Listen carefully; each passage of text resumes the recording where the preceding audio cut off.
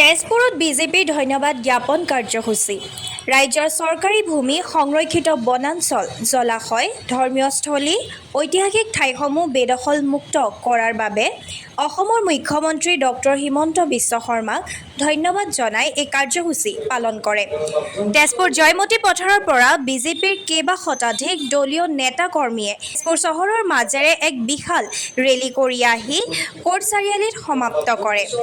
ৰেলীত তেজপুৰৰ প্ৰাক্তন সাংসদ পল্লৱলোচন দাস, এমট্ৰনৰ উপাধ্যক্ষ ঋতুপৰ্ণ শৰ্মা, জিলা সভাপতি মধুস্মিতা হাজৰিকা, বৰছলাৰ বিধায়ক গণেশ লিম্বু, ৰঙাপাৰাৰ বিধায়ক কৃষ্ণকমল তাঁতী, বিজেপি নেতা অশোক ভট্টাৰায়ৰ লগতে কেইবা শতাধিক দলীয় কৰ্মীয়ে আজি শোণিতপুৰ জিলাৰ ভাৰতীয় জনতা পাৰ্টিৰ উদ্যোগত আমি কৃতজ্ঞতামূলক এক ধন্যবাদ কাৰ্যসূচী আমি আৰম্ভ কৰিছোঁ।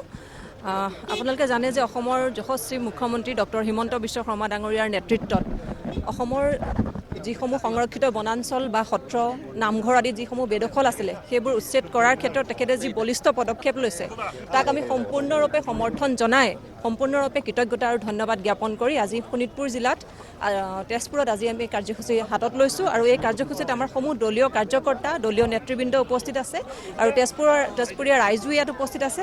গতিকে এই কাৰ্যসূচী আমি ইয়াতে আজি আৰম্ভ কৰিছোঁ।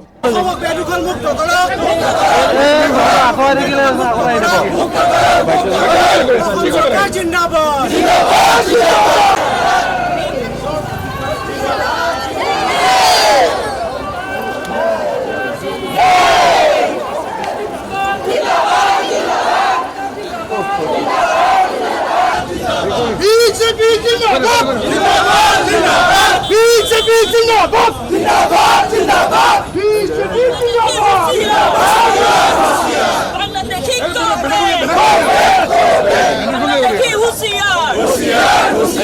মাননীয় মুখ্যমন্ত্ৰী ডক্টৰ হিমন্ত বিশ্ব শৰ্মা ডাঙৰীয়াৰ বলিষ্ঠ নেতৃত্বৰে যি আজি অসমীয়া জাতিক সুৰক্ষা প্ৰদান কৰিছে আৰু প্ৰায় 1,20,000 বিঘা ভূমি আজি বেদখলমুক্ত কৰিবলৈ সক্ষম হৈছে।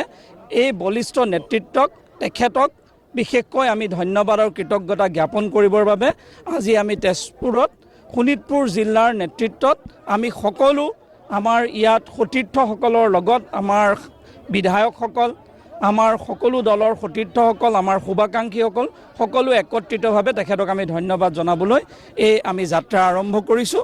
আমাৰ লক্ষ্য এখন সুৰক্ষিত অসমীয়া জাতি ভেটিৰ যি চৰকাৰ, সেই চৰকাৰৰ যি লক্ষ্য আছিলে সেই লক্ষ্যক সুন্দৰভাৱে মাননীয় মুখ্যমন্ত্ৰীৰ নেতৃত্বত চৰকাৰখনে প্ৰতিফলন কৰিছে। আজি তেজপুৰত আপুনি যদি শোণিতপুৰ জিলা 32,000 বিঘা ভূমি বেদখলমুক্ত কৰা হৈছে। আজি আপোনালোকে সকলোৱে দেখিছে বুঢ়া চাপৰি আজি কেনেকৈ বনাঞ্চল পুনৰ নতুনকৈ বনাঞ্চল হিচাপে নিৰ্মাণ কৰিব পৰা গ'ল। ইয়াত থকা যিসমূহ ভূমি বেদখল কৰি অসমীয়া জাতিৰ যিখিনি খিলঞ্জীয়াৰ মাটি বহুত মানুহে লৈ থৈছিলে, বনাঞ্চলৰ মাটি লৈ থৈছিলে, সেইসমূহ সকলো বেদখলমুক্ত কৰি অসমীয়া জাতি যাতে ভৱিষ্যতে সুৰক্ষিত হ'ব পাৰে, অসমীয়া জাতি যাতে ভৱিষ্যতে প্ৰজন্মই যাতে আগবাঢ়িব পাৰে, মাননীয় মুখ্যমন্ত্ৰীয়ে পদক্ষেপ লৈছে। মাননীয় মুখ্যমন্ত্ৰী তেখেত যাতে আগবাঢ়ি যাওক, এনেকৈ আৰু দৃঢ় পদক্ষেপ লওক। আমি সকলো কাৰ্যকৰ্তা, সকলো শুভাকাংক্ষী তেখেতৰ লগত আছোঁ। সেয়ে আমি প্ৰদৰ্শন কৰিবলৈ আজিৰ এই যাত্ৰা আমি আৰম্ভ কৰিছোঁ। হয়, আজি আমাৰ চৰকাৰ, ভাৰতীয় জনতা পাৰ্টীৰ চৰকাৰ জাতি, মাটি আৰু ভেটি কথা কৈ অসমত শাসনলৈ আহিছিলে। গতিকে যিকোনো মূল্যৰ বিনিময়ত জাতি, মাটি, ভেটি সুৰক্ষিত কৰি ৰখাটোৱে হৈছে ভাৰতীয় জনতা পাৰ্টী আৰু চৰকাৰখনৰ একমাত্ৰ লক্ষ্য আৰু উদ্দেশ্য। সেই হিচাপে এতিয়া মাননীয় মুখ্যমন্ত্ৰীয়ে যি ধৰণে বেদখল মুক্ত কৰি গৈছে তাক আমি আদৰণি জনাইছোঁ আৰু মাননীয় মুখ্যমন্ত্ৰী অসম চৰকাৰক ধন্যবাদ জনাইছোঁ, কৃতজ্ঞতা জনাইছোঁ আৰু ভৱিষ্যতে যাতে তেওঁলোকে এনেকুৱা বলিষ্ঠ পদক্ষেপেৰে অসমখন যাতে চিৰদিনৰ কাৰণে সুৰক্ষিত কৰি ৰাখে তাৰ কাৰণে আজি আমি সমৰ্থন জনাই, ধন্যবাদ জনাই আজি আমি ওলাই আহিছোঁ।